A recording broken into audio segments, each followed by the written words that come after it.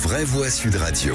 Eh bah tiens, après son renvoi en procès pour corruption et trafic d'influence, Rachida Dati s'en est pris au magistrat. Un procès de Rachida Dati et de Carlos Ghosn pour des versements de 900 000 € qu'elle a reçus à l'époque où elle était eurodéputée. Et juge la soupçonne d'avoir monnayé du lobbying pour Renault et Nissan au sein du Parlement dans lequel elle était élue. Un renvoi en procès correctionnel auquel la désormais ministre de la Culture a réagi hier soir chez nos confrères de LCI Extrait. Toute cette procédure a été émaillée d'incidents. D'abord, je suis mise en examen sur un rapport incomplet. Des dizaines et des dizaines de pages sont manquants au rapport. Il y a un problème avec la justice. Je veux vous dire, je ne renoncerai sur rien. Moi, je n'accable pas les magistrats. Quel est le problème alors ? Je n'accable pas les magistrats. Je n'accable pas la magistrature.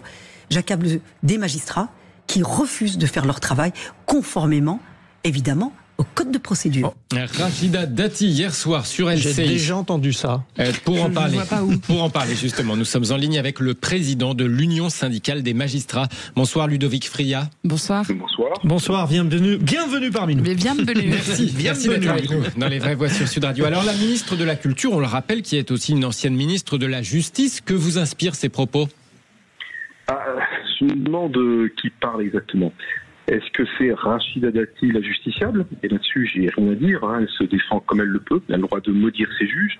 Ou est-ce que c'est Rachida Dati, la ministre actuelle, l'ancien garde des Sceaux, qui là, ça me pose difficulté. Ça me pose difficulté en ce sens que, en tant que ministre, elle incarne une parole institutionnelle importante. Et la difficulté, c'est qu'on ne peut pas, institutionnellement, dire de façon aussi abrupte, jeter l'opprobre sur les juges et dire ces juges-là, je ne les reconnais pas, ce sont des juges politiques, et je décide de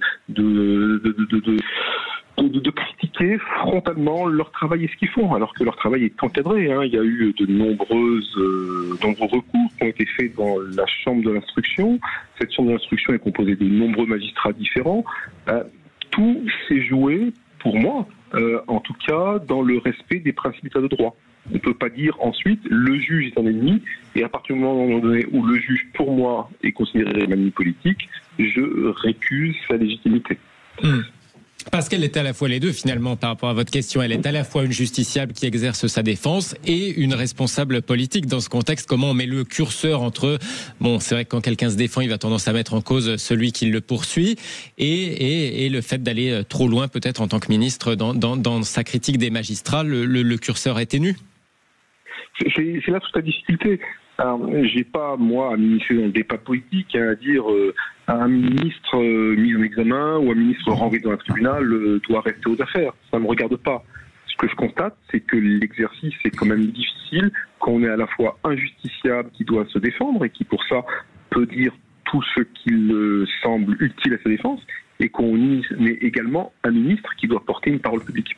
Monsieur le président de l'Union syndicale des magistrats, je faisais un clin d'œil à la fin du récit de Félix Mathieu en disant on a déjà entendu ça. Est-ce qu'aujourd'hui, pour votre profession, travailler sur un dossier d'un politicien est plus dur qu'un autre justiciable finalement, parce qu'il y a un envolement médiatique, une pression constante? Je vous pose la question. On voit clairement qu'on est exposé et beaucoup plus exposé sur ces dossiers médiatiques ou sur ces dossiers, on va les appeler politico-judiciaires, parce que effectivement, le débat se fait de plus en plus hors du prétoire, se fait dans l'arène médiatique. Et d'autre part, c'est un moment de fond, on va dire. On le voit bien déjà depuis plusieurs mois, voire plusieurs années. Le juge doit être critiqué sous un angle politique, on le désigne comme une politique, ce qui permet quelque part par avance de discréditer soit l'instruction qu'il a menée, le travail qu'il a mené, soit la décision qu'il va être amené à prendre en prononçant ou pas une culpabilité et en individualisant la peine à la gravité des faits. Alors, Joseph Touvenel, est-ce que Rachida Dati, elle ferait pas un peu la défense par l'attaque? Est-ce que c'est pas ça sa manière de fonctionner en général, en fait? C'est sa manière de fonctionner. Après tout, c'est son droit. Encore faut-il que l'attaque reste dans certaines bornes. Alors, moi, là, elle les dépasse, selon vous? J'en sais rien parce que je connais pas le dossier. En tout cas, Rachida Dati, si on me la décrit comme une blanche colombe, je n'y croirais pas. Le problème de la magistrature, c'est quand on a laissé passer des choses qui s'appellent le mur des cons. Je rappellerai que c'est un syndicat, le syndicat de la magistrature, qui avait mis des photos de personnes qu'il n'aimait pas, notamment... Et de victimes. C'est pas le même syndical, le monsieur oui, je sais bien que c'est pas je parle bien du syndicat de la magistrature. En fait, ce que vous dites, Joseph, c'est que c'est un boulet que la justice traîne aujourd'hui. Oui, ça n'est pas dans la quand on a des juges politisés, quand ils osent mettre la photo d'un père de famille qui a perdu sa fille assassinée dans le RER, et il l'affiche sur un mur des cons parce que ce père est militaire, sans avoir un instant sur la souffrance de cette famille, le moindre regard, parce que ce sont des juges d'extrême gauche, ça décrédibilise toute la justice. Ce problème n'a pas été réglé parce que ces gens continuent à juger. Alors Rachida Dati, elle embringue là-dedans et elle accuse les juges. Il faudrait peut-être faire le ménage chez les juges politisés. Ils ont le droit de penser ce qu'ils veulent, mais on ne juge pas de façon politique. On fait le ménage chez les juges, mais peut-être chez les politiques un peu aussi, non, Emmanuel? Alors, je voudrais rester un instant, puisque l'interlocuteur représente la justice. Il est vrai que nous, en tant que Bureau national de vigilance contre l'antisémitisme, quand nous poursuivons des gens qui occupent l'espace public pour répandre des mensonges comme génocide et faire l'amalgame avec la personne de confession juive que je suis, j'attaque, je poursuis, et nous sommes classés sans suite, ou alors on nous répond que c'est la liberté d'expression.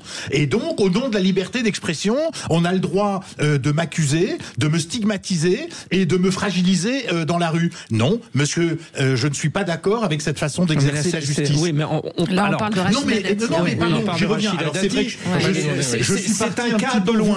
C'est un cas dont vous faites état et qui est très important et qui évidemment nous touche énormément, qui est l'antisémitisme.